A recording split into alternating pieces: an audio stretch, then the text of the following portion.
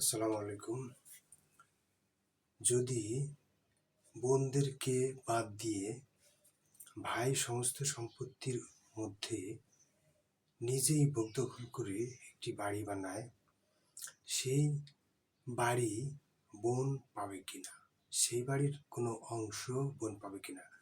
অর্থাৎ অনেকগুলো দাগের মধ্যে যদি সবগুলো দাগ একসাথে ভাইরা নিয়ে তাদের মতো করে ঢেলে সাজিয়ে একটি বাড়ি বানায়, পরবর্তীতে বোনরা যদি ওই বাড়িতে তাদের অংশ দাবি করে, তাহলে শুধু কি অংশ পাবে, নাকি ওই বিল্ডিং বা বাড়ি বানাইছে ওই বাড়িরও ভাগ পাবে? এই বিষয়টা নিয়ে একটা বিবৃতি দেব আমি, অ্যাডভোকেট আতিয়ার শিকদার, ঢাকা জজ কোর্ট।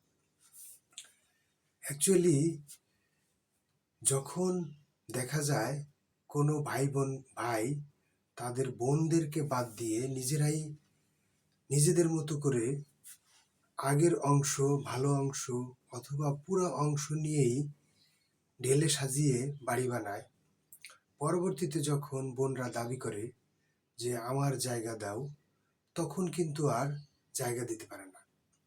কেন জায়গা দিতে পারে না? কারণ তারা তো তাদের মতো করে সাজিয়ে নিয়েছে। এখন বোনদের দিবে কিভাবে? আর যদি দিতে হয়, তাহলে দিতে হয় বাড়ি সহ বা বিল্ডিং সহ। ধরুন 6 তলা বিল্ডিং তৈরি করেছে, এখন যদি 6 তলা বিল্ডিংয়ে দিতে যায়, তাহলে তো মহা বিপদ। বোনদের করণীয় কি? এক্ষেত্রে কয়েকটা অপশন আছে।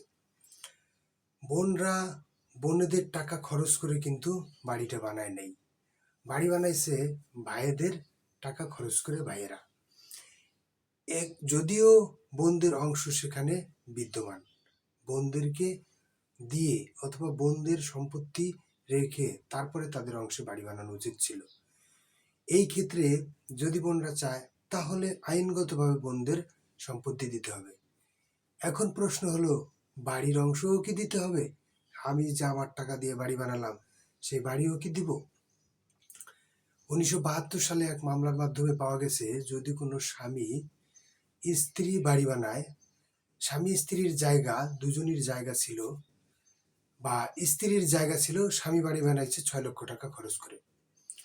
6 লক্ষ টাকা খরচ করে একটা বাড়ি বানানোর পরে তাদের ডিভোর্স হয়ে যায়। ওইটার সাথে কিন্তু এটার মামলার কানেক্টেড। ন্যায় বিচারের স্বার্থে অনেক সময় এই মামলার রেফারেন্সগুলো দিলে আপনি সুবিধা পাবেন।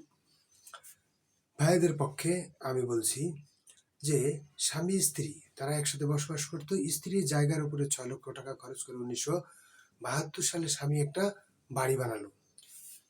বাড়ি বানানোর পরে তাদের ডিভোর্স হয়ে গেল। 82 সালে তাদের মামলা হলো যে স্ত্রীর জায়গার উপরে যেহেতু স্বামীর টাকা খরচ করে স্বামী বাড়ি তৈরি করেছে, স্ত্রী করণীয় কি, স্বামীর করণীয় কি?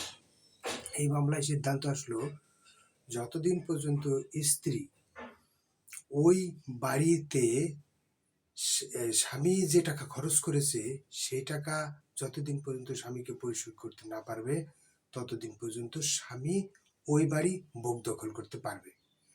অর্থাৎ যদি অন্যের জায়গার উপরে অন্য কোনো ব্যক্তি, অর্থাৎ এখানে কিন্তু ব্লাড কানেকশন অথবা স্বামী স্ত্রীর বিষয়, ভাই বোনও হতে পারে, ওই মামলার রেফারেন্স নিয়ে এই মামলায় যদি কোনো ব্যক্তি প্রয়োগ করে, তাহলে ন্যায় বিচারের স্বার্থে অবশ্যই সে ক্ষতিপূরণ পাবে। তো সেই মামলায় বলা হয়েছে, ততদিন পর্যন্ত স্বামী ওই বাড়িতে ভোগ দখলে থাকতে পারবে যতদিন পর্যন্ত স্ত্রী ওই বাড়ির খরচা বাবদ টাকা পরিশোধ না করবে। অর্থাৎ স্বামী এই স্ত্রীর জায়গার উপরে যেহেতু বাড়িটা, তাহলে স্ত্রী যদি বাড়ির বাবদ খরচটা স্বামীকে প্রদান করে, তাহলে স্বামী ওইখান থেকে ক্যান্সেল, স্বামী আর ওইখানে থাকার ভোগ দখলের অধিকারী হবে না, বা সত্ত্বের অধিকার তো প্রশ্নই আসে না, মালিকানা অধিকার। তো সেম এই মামলাটায় যদি কোনো ব্যক্তি রেফারেন্স দেয় যে বোনদের জায়গার উপরে ভাই বাড়ি বানাইছে, সেই বাড়িটা যদি বোনদেরকে যেহেতু বঞ্চিত করা হয়েছে, তাহলে বোনরা কিন্তু আইনগতভাবে অধিকারী, কোরআনিক অংশীদার, তাদেরকে ফেলে দেওয়ার মতো কোনো সুযোগ নাই। তারা সবসময় পৈতৃক ওয়ারিশ সূত্রে সম্পত্তি অবশ্যই পাবে, এটা থেকে বঞ্চিত করার কোনো ওয়ে নেই।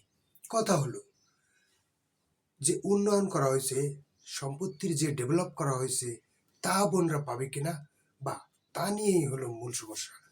এই মামলার রেফারেন্স ধরলে অবশ্যই বোনরা যদি ওই বাড়ির টাকা ভাইদেরকে দিয়ে দেয়, অর্থাৎ বোন যতটুকু অংশের মালিক হবে ততটুকুর পরিমাণ যদি খরচ বা টাকা ভাইকে দিয়ে দেয়, তাহলে ভাই ওই সম্পত্তি ছাড়তে বাধ্য।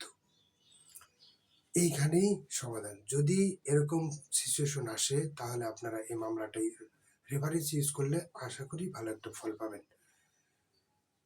যদি ভিডিওটার মধ্যে জানার কোনো বিষয় থাকে আমাকে কমেন্টস করতে পারেন, আমি জানানোর চেষ্টা করব। সবাইকে ধন্যবাদ। আসসালামু আলাইকুম।